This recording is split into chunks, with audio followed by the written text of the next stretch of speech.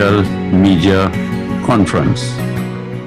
Because of the importance of the constitutional issues raised in the appeal of the late Sat Narayan Maharaj in respect of the provisions of the Sedition Act, the legal team decided yesterday to have a media conference after the judgment was delivered in the Court of Appeal in order to inform the public of the impact of the judgment, whether the Court of Appeal agreed with the High Court or whether the Court of Appeal disagreed with the High Court decision. As it has turned out, the Court of Appeal reversed the High Court decision this morning.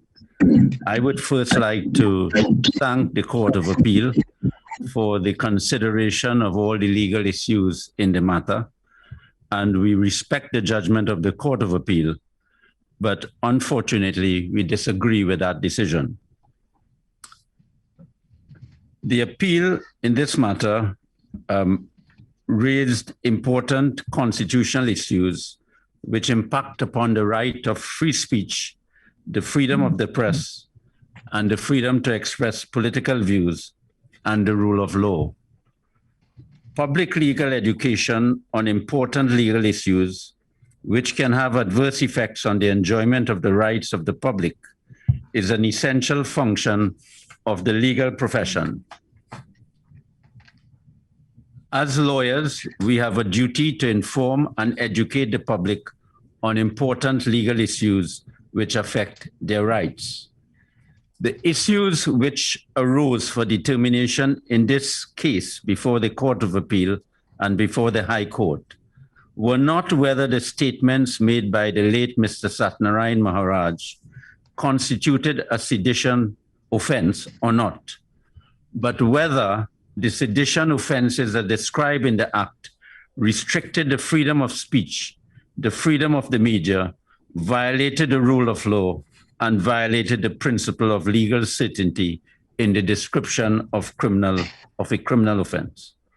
In order for you to understand the importance of these issues and the importance of this case, I must first tell you what the criminal offense as described in the Sedition Act is, so that you can understand how it can affect anyone in Trinidad and Tobago, especially those who are involved in speeches and making statements which are condemnatory of the government.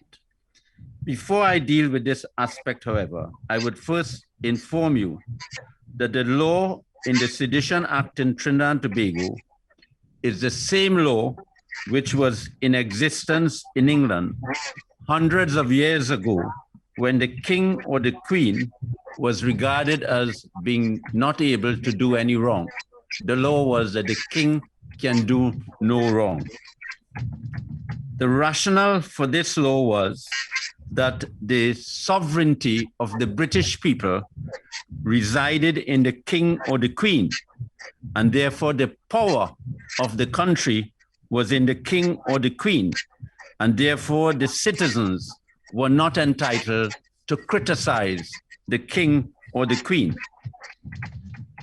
Under our Constitution since 1976, however, the sovereignty of the nation did not reside in the king or the queen or the prime minister. The sovereignty of Trinidad and Tobago, the power of Trinidad and Tobago reside in the people. So therefore, the people are entitled to condemn and criticize the government. They can criticize the prime minister, the president, and all public officials. Section 3 of the Sedition Act criminalizes freedom of speech because the Act states that anyone who makes statements which can be considered to bring hatred or contempt or to excite disaffection against the government, the Constitution, the Senate, the House of Representatives, the administration of justice can be charged with for the criminal offense of sedition. Now, before we had in our laws the House of Representatives, the Senate, the government, etc., the law was the king or the queen. So the same law that was in England was kept in Trinidad, with the exception of taking out the king or the queen and putting the government, the Senate, and the House of Representatives. So when you see the definition of sedition, which was used to prevent criticisms of the king or the queen in England, you would see that the description of the offense in Trinidad and Tobago, as drafted and as put in the Sedition Act, is very wide. The description of bringing hatred or exciting disaffection against the government is extremely wide. It gives to the police the power to hold whatever statements made by individuals or offending the law of sedition if the police believes that the statement incites disaffection, hatred, and etc. So if a politician makes a speech tomorrow and it is felt that that speech incites hatred against the government, then that politician can be charged for sedition. When this law was enforced in Trinidad and Tobago in the early years after independence, it was not enforced until quite recently, when you seem to have some of these, well, you had some charges of sedition. And probably because it was not enforced during the early period, it was not challenged and changes were not made. The description of the offense in criminalizing free speech, that any speech or statements which may bring hatred or contempt or excite disaffection or raise discontent or promote feelings of ill will, are very wide in scope. They are vague and they depend upon the subjective discretion of the members of the police service to determine whether any statement constitutes sedition. Yes, the DPP has to consent to a prosecution, but that is no defense to the fact that the law is wide and it is vague and it is uncertain. The police therefore has a very wide discretion to determine whether speech or conduct falls within the description of the offense of the prohibited conduct. Mr. Satmaraj, in filing his case, stated that the description of the offenses violated the rule of law, in that it was not defined with certainty so that members of the public would know the prohibited conduct which constituted a criminal offense. The legal certainty in the definition of a criminal offense would therefore prevent the police from using the Sedition Act in order to prosecute persons who really did not commit an offense of sedition. The events which led to the police search of the premises of the late Mr. Satmaraj brought into public focus whether this law violated the freedom of the press and the freedom of speech. Justice C. Prasad in the High Court held that the law violated the freedom of speech and the freedom of the press, and the law was unconstitutional. He held that the description of the sedition offense was vague, uncertain, and therefore illegal, void, and it offended the rule of law. Its lordship held that the words in the Sedition Act in describing the offense did not describe with sufficient certainty the specific conduct which is the prohibited conduct, which is the subject of criminal sanction. He decided that it conferred a discretion which is dangerously wide in scope in relation to the nature of the conduct which could amount to a seditious offense. He decided that the discretion given to the police is so wide and sweeping that its interpretation depended entirely upon the motives, malice, inherent bias, and personal and or political agenda of those engaged in interpreting the act and enforcing the act. His lordship held that the provisions of the Sedition Act were inconsistent with Trinidad and Tobago being a sovereign democratic state.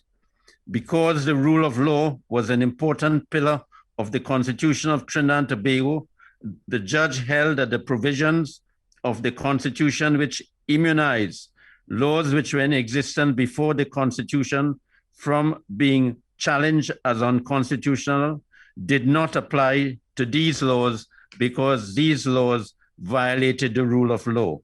He held that the rule of law was an important pillar of the Constitution, and the Constitution provided in Section 2 for any law that was unconstitutional which violated the rule of law, the court had the power to declare the law void for its inconsistency with the Constitution. The learned judge held that the existing law clause of the Constitution, which immunized laws which were passed before 1962 from challenge on the ground of their unconstitutionality, did not apply to this law because the law violated the rule of law, which is inconsistent with the Constitution of Trinidad and Tobago. In the judgment of the learned judge, he relied on several decisions of the Commonwealth courts, including the decision of the Privy Council, to make his findings. And in particular, I would refer to one such decision. In the Privy Council case of Sahabati and the state reported in 1999, 4 law reports of the Commonwealth at page 403, the Privy Council said, and I quote, "The principle of legality requires that an offense against the criminal law must be defined with sufficient clarity to enable a person to judge whether his acts or omissions would fall within it and render him liable to prosecution on the ground that they are criminal. The Privy Council has held that a law which is not defined with legal certainty must be struck down by the courts in applying those principles that I just read, which was quoted. The learned judge also held that the law was inconsistent with Trinidad and Tobago being a sovereign democratic state, but the Court of Appeal this morning disagreed and decided that the findings of the learned judge ought to be reversed. The Court of Appeal held that the law was not uncertain. The Court of Appeal found that the law satisfied the requirement of certainty.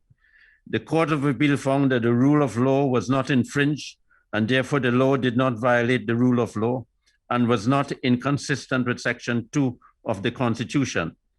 The Court of Appeal found that the sedition offense was an existing law under the Constitution, and therefore it was immunized from challenge in the courts. The Court of Appeal found that the law did not infringe Section 1 of the Constitution, which guaranteed that Trinidad and Tobago shall be a sovereign democratic state. I am of the opinion that there is no doubt that the Sedition Act and the judgment of the High Court and the judgment of the Court of Appeal demonstrate that there are important issues which arise in respect of the description of the Sedition Act in Trinidad and Tobago.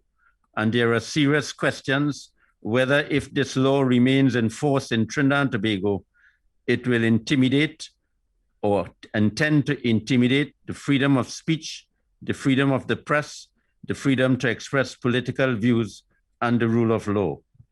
At the time the late Mr. Satnarayan Maharaj decided to launch these proceedings, he decided that he wanted to establish for Trinidad and Tobago that the sedition laws contravene the freedom of the press, the freedom of speech, and that if it became necessary, he wanted to appeal to the highest court of the land, whether it was the Caribbean Court of Justice or the Judicial Committee of the Privy Council, to have it established whether the sedition laws in Trinidad and Tobago nakedly violated the Constitution of Trinidad and Tobago, violated the rule of law, and violated the principles of legal certainty.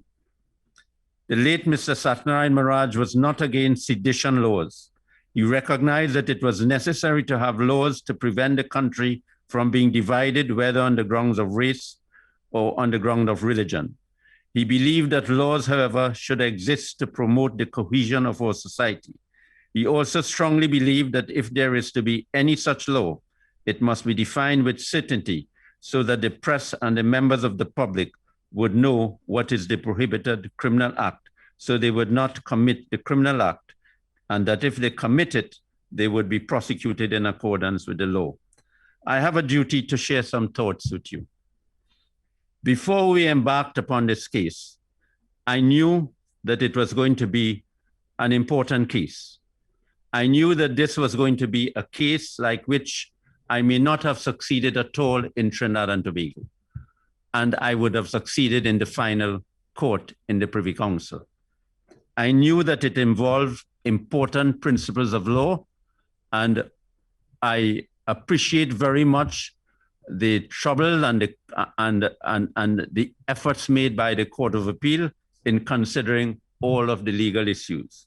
But as a lawyer who has been involved in public law for over 50 years, I've seen these battles fought. I am very confident that the case that we put forward in the High Court and the judgment given in the High Court is the correct decision. Before I launched this case, I knew that it was whether the state had won the case or we had lost the case, it will probably had to be ultimately decided by the Judicial Committee of the Privy Council. And we had the benefit of legal advice from top lawyers in the United Kingdom. And we had a plan that if we did not succeed in this appeal, that we would appeal to the Judicial Committee of the Privy Council, and that we would ask the Judicial Committee of the Privy Council to expedite the hearing of this appeal. I want to say that first, I would like to thank the legal team which worked with me in doing very hard work. I would invite all of them if they wish to say a few words, and then after we would take some questions. One of the members of the legal team is not here with us today. He had to go back to Port Spain, Mr. Jagdev Singh. I would also like to congratulate the state on its victory it had this morning. But if I may say so, I think the victory will be short-lived. So I must thank you very much, and I will call on members of the team in whichever order they want to come to say a few words to you, and then I'll come back to take whatever questions you want to ask me. Good morning to the viewing and listening audience. Good morning to members of the media and to my colleagues. I would like to start off by, first of all, thanking the Honorable Mr. Justice C. Prasad, who delivered the first instance judgment in this sedition case. And I would also like to join Mr. Ramesh Lawrence Maharaj in also thanking the Court of Appeal that on the appeal from the judgment of the Honorable Mr. Justice C. Prasad, considered the case and delivered their ruling. When the case was brought by Mr. Satnarayan Maharaj and Central Broadcasting Services Limited, the public will recall that whilst the case was pending, judgment was reserved, Mr. Maharaj had passed away. And what immediately happened was that you had certain objections being taken by the state against the executor of Mr. Maharaj in terms of his ability to continue this sedition case. So I would want to point out that one must recall that there was an objection by the state after Mr. Satnarayan Maharaj had passed away that this case ought to or could have been continued by Mr. Vijay Maharaj, who is the Secretary General of the Sanatana Dharma Mahasabha. When the Court of Appeal delivered its ruling earlier this morning, and we have not yet had the benefit of the written ruling, but we expect it within minutes, when that decision was delivered, they found that they upheld the judge's position in the lower courts when he ruled that the matter could have been continued by Mr. Vijay Maharaj. So that is number one. On the other aspects of the case, however, the Court of Appeal did not agree with our arguments, and therefore they dismissed the appeal on those points. So I say this to make the context and to bring back into focus why it is we are here this morning. That having been said, we must remember that Mr. Sat Maharaj was not an ordinary individual when it came to making his views heard and known throughout the region. In fact, one would recall that he was the one who was part and parcel of spearheading what has now become termed the Trinity Cross case. He was also, this Central Broadcasting Services Limited, one of the parties to this instant appeal that we are talking about this morning, also had to bring a case which went all the way up to the Privy Council, and it was there that it was ruled in its favor that they were entitled to have a broadcasting license, and hence you have under Central Broadcasting Services Limited, radio and TV Jagrati. And with that kind of background, Mr. Sat Maharaj was always of the view that you must always make your voice heard. You must stand up for your rights. You must stand for equality. You must fight against discrimination. And with that in mind, when Central Broadcasting Services Limited got the go-ahead, according to law, according to the Privy Council decision, that they were discriminated against, and therefore the license was then delivered in his favor, what took place was that he had a strong view, a strong opinion that when he had his programming, albeit that it was a station, a Central Broadcasting Services Limited, that radio and TV station, whilst it was predominantly a religious-based programming, he was of the view that there ought to have been a program called the Mahasabha Strikes Back. And that was a marketplace for him to voice his views, robust views, have most caustic discussions. But at the end of the day, he believed that his voice should be heard. And therefore, he believed in freedom of speech. When he took up this challenge, when the state, through its agents, was intent on bringing sedition charges against him, he took up this challenge not only on his own behalf. He took up this challenge because he believed that there was no place for such a law in our society which would suppress freedom of speech. And therefore, it is against that background he wanted this case to go all the way to the Privy Council. Before he died, if I may use the term, his dying declaration, the lawyers in this case would know, he said from the very inception that if he's not around for the full determination of this case, he wanted it to go all the way to the Privy Council. And hence his retention of senior counsel, Mr. Ramesh Lawrence Maharaj, and the full legal team. So Mr. Maharaj was not a person who felt that there was room for a vague piece of law, for uncertain law, for law that could lead to, as Mr. Ramesh Maharaj has used the language, that he was a person who believed in cohesion, not divisiveness.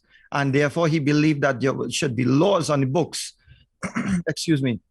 There should be laws on the books that would promote cohesion in the society, that would promote certain fundamental values so that you would have freedom of speech, you would have freedom of expression, freedom of assembly, freedom of movement, and I think the members of the media should really be happy about this freedom of the press. So this was something that he believed firmly in. One would recall that in the course of this laying the charges under sedition, the Sedition Act, that there was also a raid on radio and TV Jagrati, Central Broadcasting Services Limited. And therefore, he was really powered up. He was entrenched in his view that we needed to have a challenge against such a law. One must remember, and I consider myself privileged to be involved in this case under the leadership of Mr. Ramesh Lawrence Maharaj, and alongside my colleagues, Mr. Jagdev Singh, Mr. Kyle Taklal Singh, Mr. Stefan Ramkisoon, and Ms. Ria Khan. I consider myself privileged to be involved in this case because we cannot forget that suppression of freedom of speech is really the beginning. It is the opening of the corridor of autocratic societies. Once you start having the potential for suppression of freedom of speech, you will actually open a whole corridor for problems where you will have suppression of other rights because people will not have the freedom to speak out against such suppression and infringement of their rights. So I want to make the point very clear that we have already received instructions from Mr. Vijay Maharaj, who is the representative of the estate of Mr. Sat Maharaj. We have already received instructions from Central Broadcasting Services Limited that this is a matter that will be pursued further. And I will leave the other aspects of how we proceed further to the other lawyers as well as Mr. Ramesh Maharaj. but we do have instructions to appeal to the Privy Council, and we will be fulfilling those instructions. I dare say, as I indicated before, that Mr. Satmaraj already laid the groundwork that he wanted this case to engage the Privy Council, as he had done in the past and successfully challenged certain matters before the Privy Council. I would want to join Mr. Maharaj in thanking the team. Mr. Ramesh Lawrence Maharaj, I want to say that when we got involved in this case, he really marshaled the law, and he channeled our thoughts in a way that it really opened up our eyes and our minds to what really prevails under the rule of law and what should obtain in a sovereign democratic state. So, Mr. Ramesh Maharaj, Senior Counsel, I want to say thank you very much. To Mr. Jagdev Singh, the head of Fortis Chambers, he did not spare any time, he did not spare any effort or energy. When I say he did not waste any of that, he made sure and he devoted his time, and he gave the juniors in the chambers, including myself, the full authority to engage in this case in a manner which we would be able to channel our energies before the court. It is a case that we feel very strongly about. Individually and collectively, we have no doubt that the victory of the state will be very short-lived in this matter. So I too would want to defer to any questions and any of my colleagues who wish to say anything. Thank you very much. Thank you very much, Mr. Rambali, and we ought to especially thank Mr. Jagdev Singh. He's not here for the contribution he made. The members of the team have decided that they wouldn't say anything this morning. Their presence itself here is an indication that they would like to also thank the members of the media for carrying the stories in relation to this matter. So can I ask you whether you wanted to ask me any question, members of the media? Hi, good morning. Good morning. Vanessa Cutting here. Yes. I was just wondering whether if you all were to take this to the Privy Council and you all are successful, I'm wondering if that verdict would have any effect on past determinations under this offense. No, if the Privy Council decides that the provisions of the Sedition Act are unconstitutional, it would affect all cases which are pending at the present time. It would not be of retroactive effect or retrospective effect. But obviously, there would be, that judgment could be used to obviously apply to the state for any conviction, if there was a conviction, to be removed. But it would not have any automatic retroactive effect. Okay, but even where it concerns the ones that are pending, could you just say what you think would be the significance of such a verdict moving forward? If you have a sedition charge pending, it would mean that the lawyer, well, I am confident that in such a circumstance, the DPP would not prosecute the matter. The DPP would discontinue the prosecution, because you would have a ruling from the highest court of the land.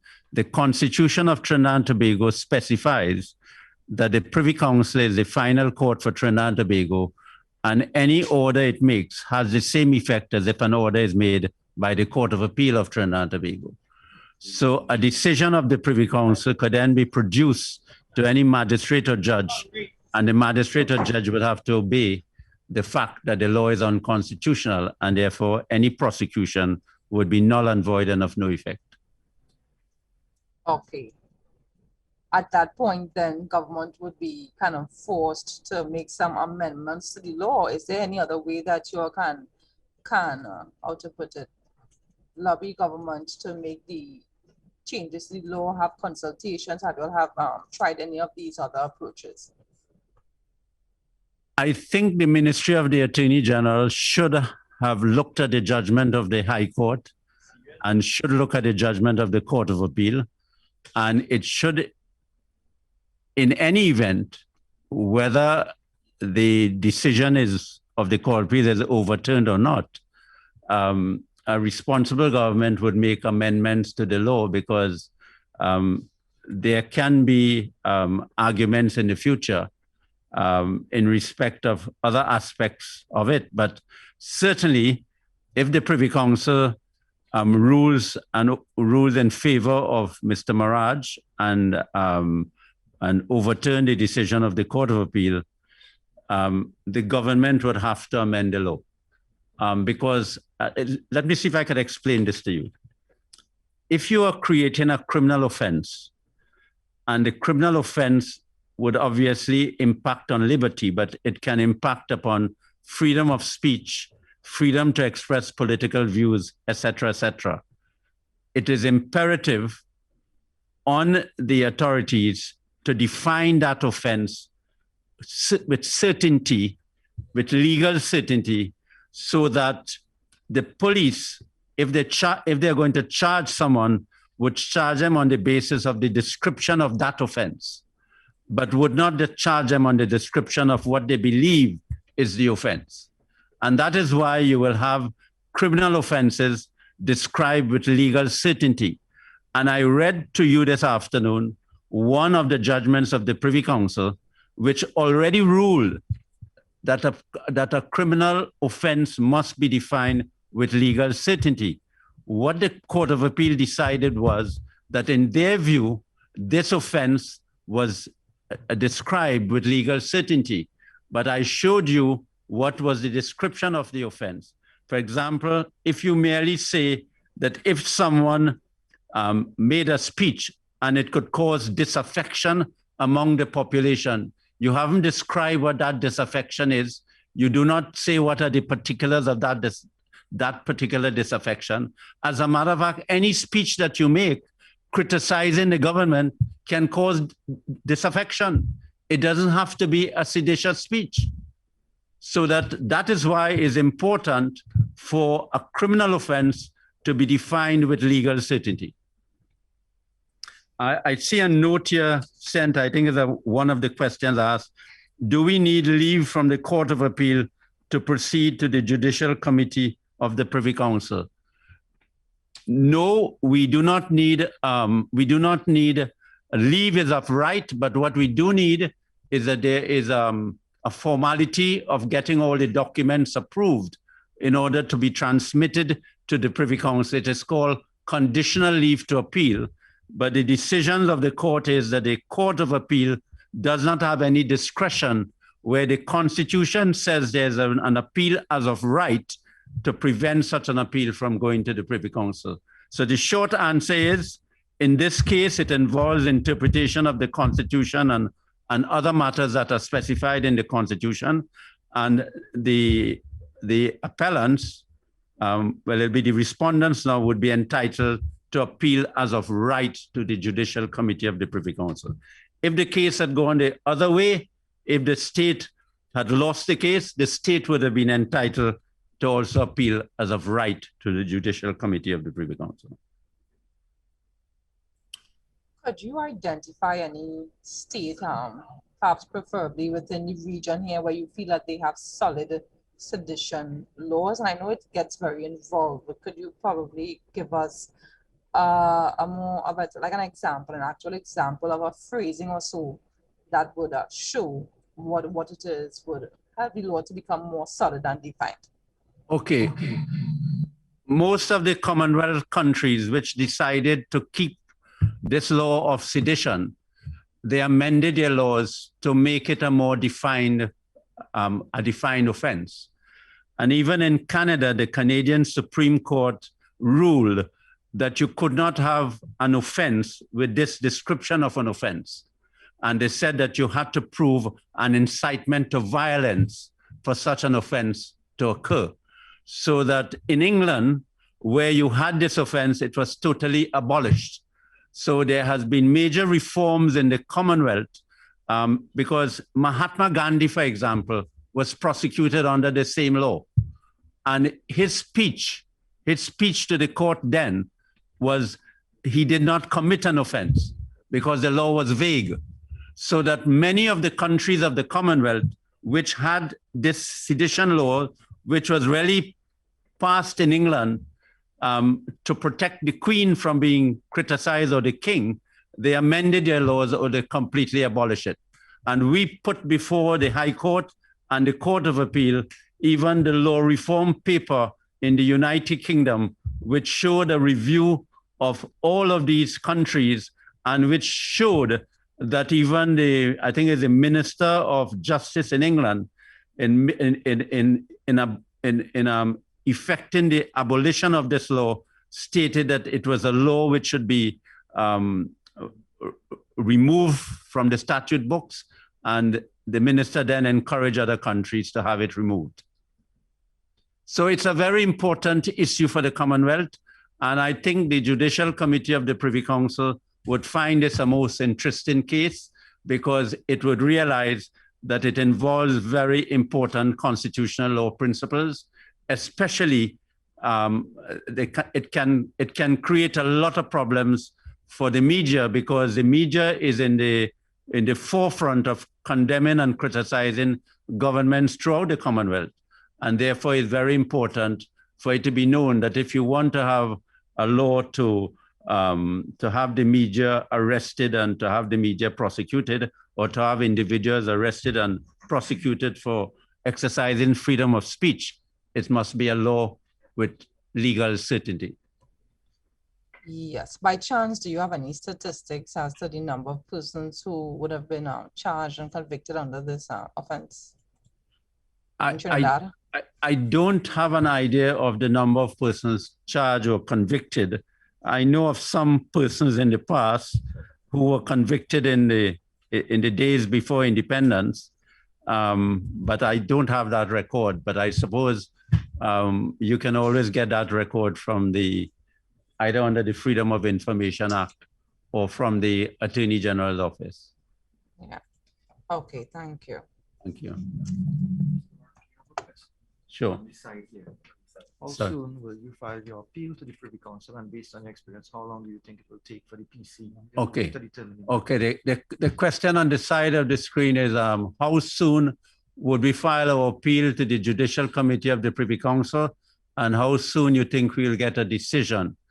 In my view, this case could be heard in the Privy Council within a period of 6 to 9 months.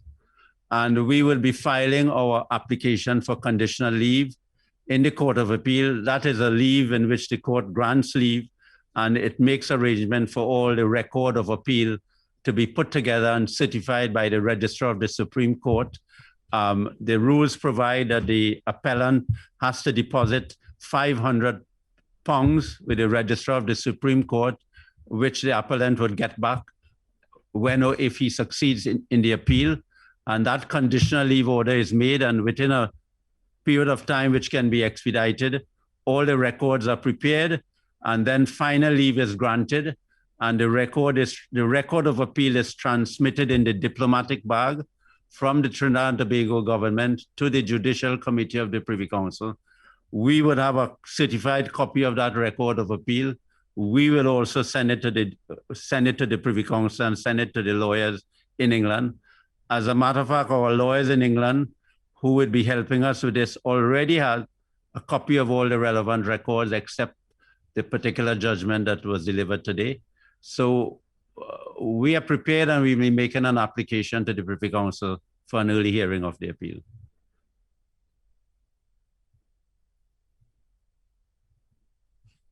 Any other question, my friends?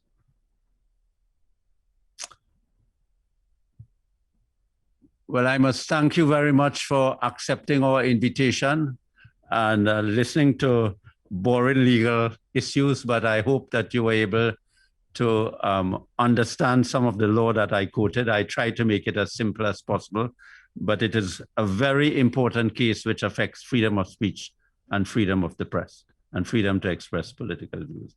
Thank you very much.